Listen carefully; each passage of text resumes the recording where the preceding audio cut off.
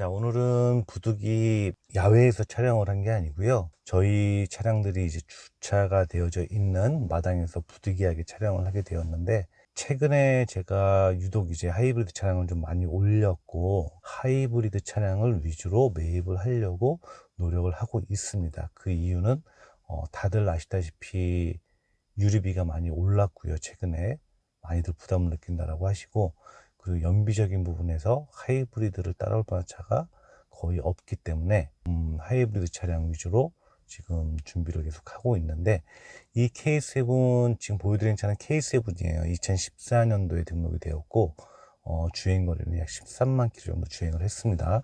이 차 바로 전에 거의 비슷한 모델이 하나 더 들어왔었는데, 저희가 차량에 마당에 주차를 하고 나서 다음날 제가 판매를 바로 해버렸어요. 워낙에 이제 최근에 처음에 말씀드린 것처럼 하이브리드 차량에 대한 관심도가 급 올라간 부분이 있어서 판매들이 빨리, 다른 차량들에 비해서 이제 회전 속도가 좀 빠릅니다. 그런 부분 때문에 이 차도 이제 언제 나갈 줄 모르기 때문에 좀 최대한 빨리 올려드리려고 좀 마당에서 부득이하게 촬영을 하게 되었습니다. 연비적인 부분은 좀 이따 설명을 드릴 거고, 간단하게 이 차량의 설명을 말씀을 드리면, 보시는 것처럼 메모리 시트 장착되어져 있습니다. 지금 이 우퍼가 하나 이렇게 설치가 되어 있어요. 그 우퍼가 설치가 되어져 있는데, 이건 이제 기존의 차주분께서 설치를 해 놓으신 것 같고 음악을 좋아하시는 분 같아요. 저공해 차량이라는 그 스티커가 붙어져 있습니다.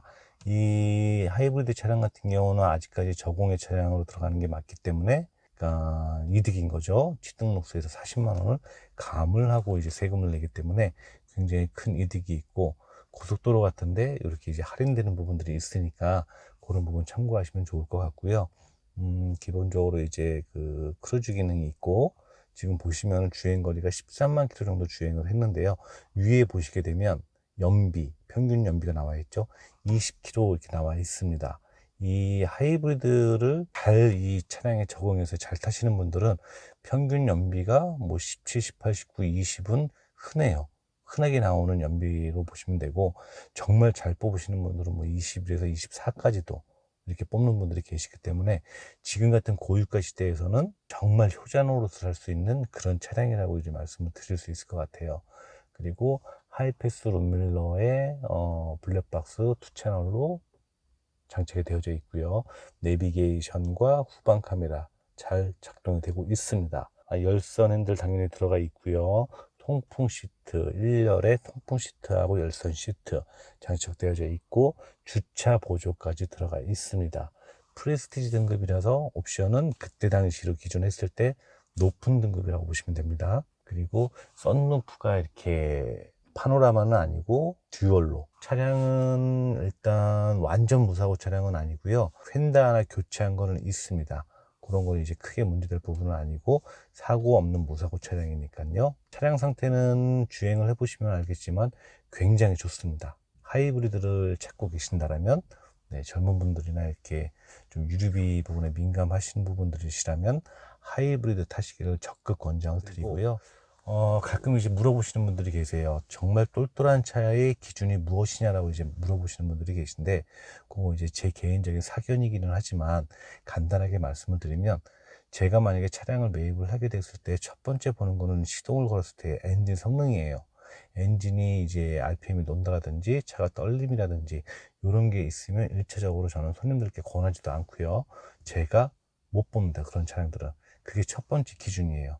엔진이 튼튼해, 사람이 심장이 튼튼해야 되는 것처럼 차량도 엔진이 튼튼해야 된다는 것은 기본이니까요. 첫 번째는 이제 엔진을 보고요.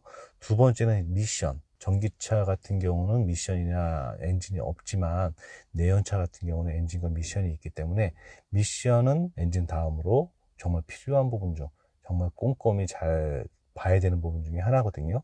그래서 이제 미션 같은 경우는 기아 변속이 잘 되는지를 보고, 그리고 또 하나 이 시동을 걸고 드라이브를 피해 놓든 뒤에 놓든 미션이 안 좋게 되면 차가 이게 퉁퉁 치는 느낌이 생깁니다.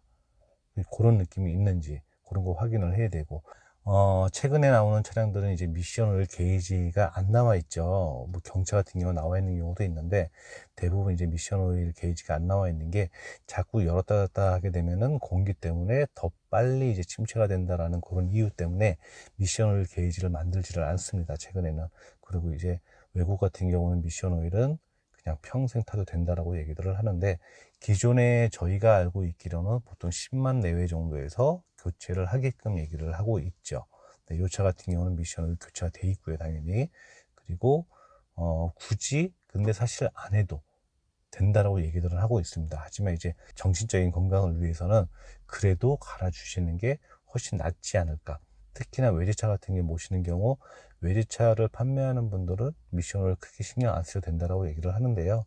간혹 가다가 이제 경우에 따라서 다 차이는 있을 수 있겠지만 미션에 문제가 생기는 경우가 있습니다.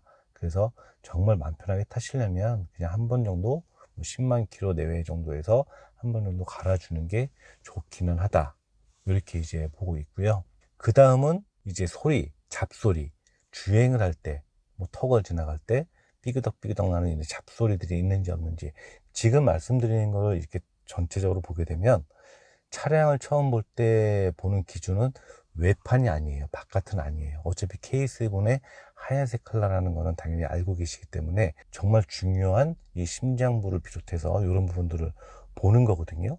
그게 첫 번째로 맞아야 정말 똘똘하지 않나라고 저는 개인적으로 생각을 합니다. 그리고 나서 내부에 이제 문제가 없을 경우에 외판을 보는 거거든요. 타이어라든지 이런 것도. 타이어는 당연히 이제 기본이에요. 그거는. 타이어는 기본적으로 교체할 시기에는 교체를 해야 되고, 똘똘한 상태로 유지를 해야 되는 게 기본이기 때문에, 그건 뭐 크게 의심의 여지가 없고, 많이들 보시는 것들이 이 외판에 있는 상처들을 보시거든요. 외판에 판금이라든지 교체가 되어 있는지. 근데 저번에도 제가 말씀을 드린 것처럼 기본 차량 상태는 원래 제 짝이 가장 좋습니다. 판도 마찬가지예요. 원래 가지고 처음에 출고됐던 그 판이 가장 좋기 때문에 가급적이면 교체를 하지 말고 잘하는 판금집에서 판금을 하는 게 훨씬 더 유리하다고 말씀을 드렸는데, 그보다 더 좋은 거는 제 판이 제 색칠에 들어가 있는 제 짝이 훨씬 좋다라는 거. 가끔 돌방이라든지 이런 것들, 찍힘, 그런 것들이 있을 수 있거든요. 근데 이게 참 애매해요. 정말 조금 이렇게 긁는데 이것 때문에 전체를 다 판금을 하기도 좀 애매하고, 교체를 하기도 애매하고, 보통 이제 붓펜 같은 거 이렇게 찍어버리는 경우가 있습니다. 새 차가 아니니까요. 새 차가 당연히 이런 게 있으면 안 되겠죠. 중고차, 사람들이 타던 차기 때문에 이런 부분이 분명히 있을 수 있는데, 어차피 주행을 하시다 비 오고 먼지 쌓이고 나면 매일같이 세차 안 하거든요. 사실 금방 잊혀지게 됩니다. 안에 내부를 보고 겉에는 어지간하면은 봐줄만 하면 넘어가는 게 오히려 좋지 않을까. 아니면 요렇게 하면 더 좋을 수는 있어요. 요거는 이제 중고차를 사시는 팁이라고 말씀을 드릴 수 있을 것 같은데, 저 같은 경우는 이 차량 판매 가격을 많이 깎아드리거나 이런 기준이 아니고, 정말 제가 팔 수 있는 그 금액이 올려놓습니다. 밑에 댓글에 남겨드리는 금액이. 근데 이제 그거를 말씀을 안 드리고 댓글에 남겨놓는 이유는, 제 차 같은 경우는 제가 가격을 컨트롤하지만 저희 사무실에 있는 뭐 저희 대표라든지 뭐 우리 승만 실장 같은 차 같은 경우는, 예를 들어 1,000만 원의 그 가격을 제시를 했다가 조금 이제 시간이 지연되는 경우 가격을 떨굴 수가 있어요. 빨리 회전을 시키기 위해서. 그렇게 되면 제가 얘기를 하게 되면 이게 지울 수가 없는 상황이기 때문에 가격 수정을 좀 할 수 있게끔 밑에 댓글란에 남겨드리는 거예요. 차를 마음에 들었는데 가격도 다 조율됐고, 근데 외판에 뭐 문콕이라든지 이런 게 있다. 그러면은 그 딜러하고 얘기를 하세요. 다 마음에 드니까 얘 판금해줘. 그럼 바로 계약을 할게. 라고 얘기를 하시면 어지간해서는 다 해줍니다. 다 해주고 판매를 해요. 뭐 물론 이제 안 해주는 경우, 정말 남는 게 없을 경우에는 못 해주는 경우도 있을 수가 있겠지만, 저나 이제 저희 사무실 같은 경우, 또 제가 올리는 차들 같은 경우, 만약에 정말 눈에 거슬려갖고 이거는 꼭 해줬으면 좋겠다라고 그런 게 있으면, 얘를 교체를 해주면 구입을 하겠다 말씀을 하시면, 당연히 그건 이제 저희가 판금을 해서 뭐 탁송으로 보내드릴 수도 있고요. 이런 부분이 있기 때문에 시간만 좀 주신다라면 그런 부분은 분명히 이렇게 서로 얘기할 수 있는 소지가 있지 않을까. 네, 저는 이렇게 생각을 합니다. 이제 사람마다 좀 틀릴 순 있겠지만 제가 보는 기준이기 때문에요. 이렇게 이제 참고를 해주시면 좋을 듯 합니다. 그리고 아까 말씀드린 것처럼 가장 좋은 거는 제 짝이 가장 좋다. 판가리를 하게 되면 이제 단순 무사고가 되기 때문에 그게 이제 첫 번째 흠이고, 판금을 하게 되면 나중에 이 차가 수출 나갈 수도 있어요. 판매를 하실 경우에. 그럴 때 그게 이제 감가가 될 수 있다라는 부분. 그래서 제 짝이 가장 좋다. 어지간하면 이 부분 참고하시면 좋을 듯 하고요. 이 차량의 판매 가격은 밑에 댓글란에 남겨드릴 거고, 판매 완료가 되게 되면 마찬가지로 판매 완료라고 댓글란에 남겨드리도록 하겠습니다.